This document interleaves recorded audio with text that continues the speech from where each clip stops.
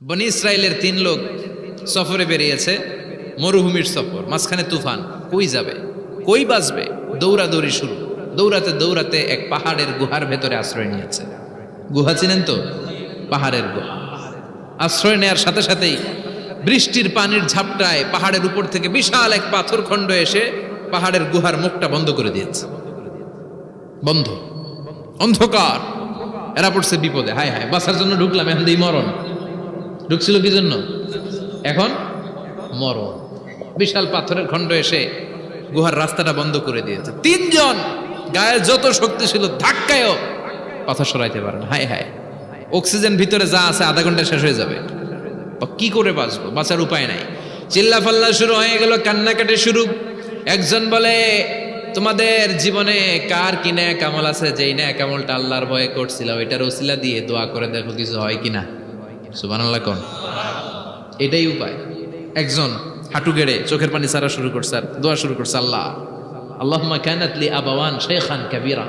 আল্লাহ, আমার বাবা মা ছিল বৃদ্ধ বৃদ্ধা, আমি পেশায় রাখাল, সারাদিন ছাগল চড়িয়ে রাত্রিবেলা দুধ আনতাম, সবার আগে আব্বা মারে দিতাম, এরপরে আমার ছেলে মেয়ে, এরপরে স্ত্রী। একদিন গভীর রাতে এসে দেখি আব্বা আম্মা ঘুমায়। দুধের বাটি নিয়ে আব্বা আম্মার মাথার সামনে দাঁড়িয়ে রইলাম। ছেলে মেয়েগুলো আব্বা এসে বলে, আব্বা দুধ দাও। আমি বললাম পরে, আগে আব্বা আম্মা খাবে, তারপরে তোরা। ছেলে মেয়েগুলো কান্না জুড়ে দিল, আমি দেই নাই। ফজর পর্যন্ত দাঁড়িয়ে রইলাম। ফজরের আগ দিয়ে আব্বা আম্মা ঘুম থেকে উঠে দেখে তো আমার অবাক, কিরে বাবা দাঁড়িয়ে কেন? বললাম, প্রতিদিন দুধ খেয়ে ঘুমাও, আজকে আগে আগে ঘুমিয়েছো, দুধ খাও নাই, তোমাদেরকে আগে দিব বলে দাঁড়িয়ে রইলাম। আল্লাহর ডেকে বলে, আল্লাহ, ওই দিন সারা রাত দুধের বাটি নিয়ে মা বাবার শিওরে আমি দাঁড়িয়েছিলাম। ফজরের সময় আব্বা আম্মারে দুধ খাওয়ালাম, তারপরে ছেলে মেয়েদেরকে দিয়েছিলাম, তারপরে স্ত্রীর মুখে দিয়েছিলাম। ও মাবুদ, ওই দিনের এই কাজটা আমি দুনিয়ার কাউরে খুশি করার জন্য করি নাই, শুধুমাত্র তোমার খুশি ছাড়া। ওই রাতের ইবাদত যদি তোমার দরবারে ভালো লেগে থাকে, ফাফাররিজ আন্না মা নাহনু ফি, আজকের বিপদের দিনে কেউ বাঁচানোর নাই, তুমি আমাদের বাঁচাও। ফানফাজারাত, মুহূর্তের মধ্যে 1/3 বিশাল পাথর খণ্ডটা 1/3 ডান দিকে সরে যায়, এক পাশে সরে যায়। সামান্য আলো বাতাস ঢুকতে আরম্ভ করবে। এখন বাতাস ঢুকে, এখন বেঁচে থাকতে পারবে এই নিশ্চয়তা হয়েছে। সুবহানাল্লাহ কোন? এবার সে বলল, ভাই তোর কি আমল আছে বল। দ্বিতীয় জন হাঁটু গেড়ে আবার চোখের পানি ছেড়ে আল্লাহর ডেকে বলে, মাবুদ, আমার এক চাচাতো বোন ছিল, কানাত লি ইবনাতু আম জামিলা ওয়া কুনতু উহিব্বুহা কাআশাদ্দি মা ইউহিব্বুর রিজাল আন-নিসা। আল্লাহ, সুন্দরী, অনন্যা, অপ্সরী, প্রিয়ংবদা, অনুসুয়া, গুণবতী, রূপবতী আমার এক চাচাতো বোন ছিল, তার প্রেমে আমি ছিলাম পাগল পাড়া। কিন্তু সে তো আমার ডাকে সাড়া দেয় না। অনেক চেষ্টা করলাম তারে পাওয়ার জন্য। চাচাতো বোন আমারে বলে, 100 স্বর্ণ মুদ্রা যেদিন দিতে পারবা ওই দিন আমারে পাবা। এবার আমি স্বর্ণ মুদ্রা কালেকশনের কাজে লেগে গেলাম।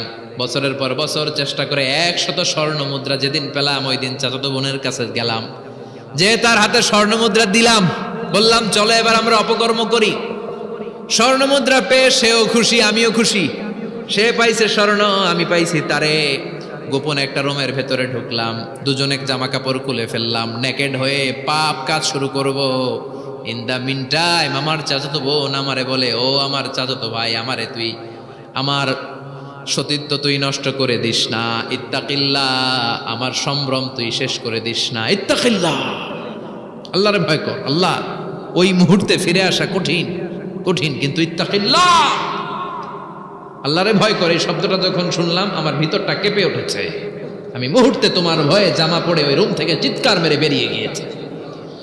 আল্লাহ, সেদিন আমি পাপ কাজ করি নাই, সেদিন আমি মনের খায়েশ মিটাই নাই, তোমার ভয়ে সেদিন আমি দৌড়ে পালিয়েছি। ওই দিনের ইবাদতটা, আমলটা যদি তোমার কাছে ভালো লেগে থাকে, ফাফাররিজ আন্না ফিমা নাহনু ফি, আজকে যেই বিপদে আছি তুমি বাঁচাও। বলার সাথে সাথে 2/3 2/3 পাথরের খণ্ডটা আরো ডান দিকে সরে যায়। সুবহানাল্লাহ পড়েন। এবার আরো বড় ফাঁকা হয়েছে। এবার তারা বেরোতে চেষ্টা করলো, দেখে মাথা বেরোয়, শরীর বেরোয় না, হাত বেরোয়, পিঠ বেরোয় না, পা বের হয়, দেহ বেরোয় না, আরো ছুটতে হবে। এবার বাকি আছে কয়জন? একজন। সে দোয়া করতে শুরু করলো, আল্লাহ ইস্তাজারতু উজারাক, আমি ব্যবসায়ী ছিলাম, অনেক শ্রমিক ভাড়া করে একদিন একটা কাজ করালাম, সব শ্রমিকের টাকা দিয়ে দিলাম। এক শ্রমিক টাকা না নিয়ে ভাগলপুর কই যে গেছে নিজেও জানি না, ওর টাকা আমার কাছে রয়ে গেল। এই শ্রমিককে আর টাকাটা বুঝাই দিতে পারি নাই।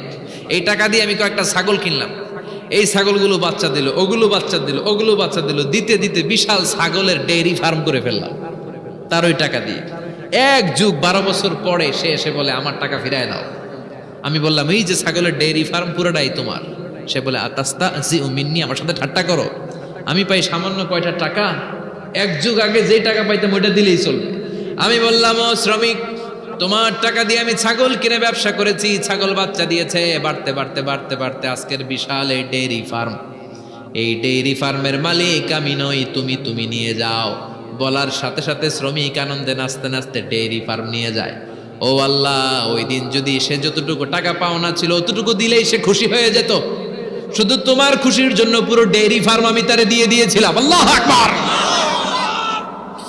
আল্লাহ, আজকের এই বিপদের দিনে আমার সেদিনের আমলটা যদি তোমার কাছে ভালো লাগে তুমি বাঁচাও। বলতে দেরি, মুহূর্তের মধ্যে বিশাল প্রকাণ্ড পাথর খণ্ডটা অন্যদিকে দৌড়ে চলে যায়।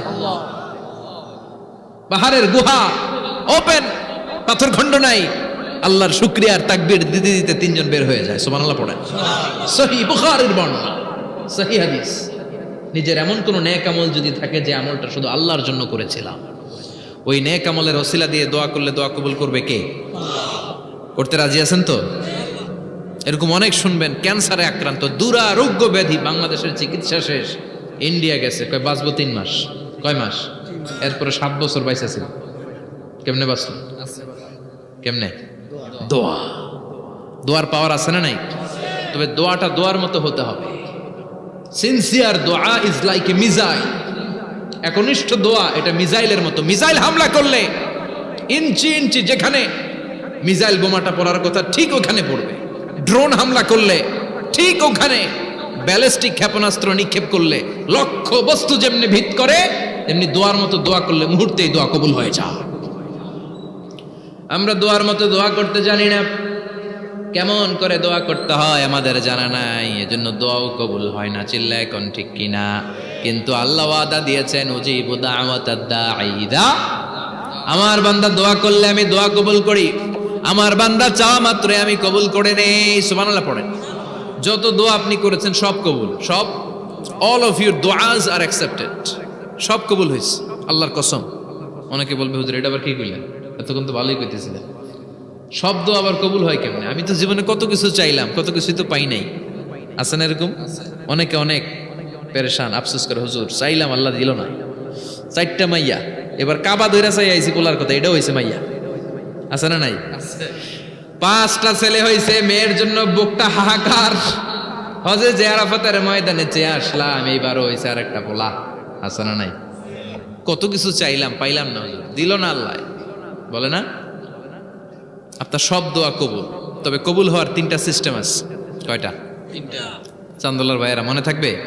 কয়টা? 3টা। আপনি যত দোয়া করছেন সব কবুল, কারণ আল্লাহর কাছে কিছু চাইলে আল্লাহ ফিরায় দিতে জানে না। আল্লাহ জানেই না কেমনে ফিরায় দিতে হয়। সুবহানাল্লাহ কোন? চাওয়া মাত্রই আল্লাহ বলে অ্যাকসেপ্টেড, যা কবুল, দিব দিব না এটা বলতে জানে না, চাওয়া মাত্রই বলে দিব। 3 সিস্টেম। নাম্বার 1, আপনি আল্লাহর কাছে দোয়া করলেন, চাইলেন, আল্লাহ বলে দিব, বলেই তিনি দিয়ে দেন আর আপনি খুশি হয়ে যান, পেয়ে গেলেন। নাম্বার 2, আপনি আল্লাহর কাছে দোয়া করলেন, চাইলেন, তখনও আল্লাহ বলে দিব, তবে এখন না, সবুর, একটু পরে দিব। কখন দিলে আমার জন্য ভালো, আমার চেয়েও ভালো জানে কে? আল্লাহ, পরে দিবে।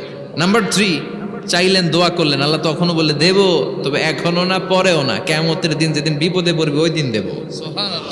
যেদিন তোর বাবা তোরে চিনবে না, তোর মা তোরে চিনবে না, বন্ধু বন্ধুরে চিনবে না, পীর সাহেব মুরিদরে চিনবে না, মুরিদ পীর সাহেবরে চিনবে না, ইমাম সাহেব মুসল্লিরে চিনবে না, মুসল্লি ইমাম সাহেবরে চিনবে না, কেউ কাউরে চিনবে না। ওই কঠিন দিনে তোরে আমি বাঁচাইয়া দেব।